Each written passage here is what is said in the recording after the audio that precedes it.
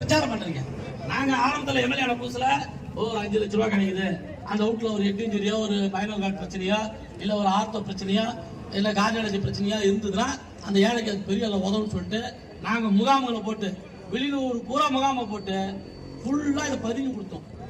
இந்த பதிஞ்சு கொடுத்து வாங்கி போனவங்க பூரா அவங்க குடும்பத்துல ஒரு பிரச்சனைன்னு வந்து கேட்கும்பொழுது இந்த கார்டு செல்லாத கார்டு அப்படின்னு தெரியும் போது எங்களுக்கு ஒண்ணு அசிங்கமா இல்ல, உங்களுக்கு அதை வந்து வெக்கமே பட மாட்டீங்க. ஸ்ரீராமன் ஒரு டைரக்டர் இருக்கான், அவனை கேட்டா சிரிப்பாக மாட்டேன். நான் என்ன சார் செய்ய முடியும்?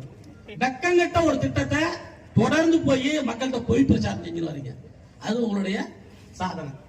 இன்னொன்னு வந்து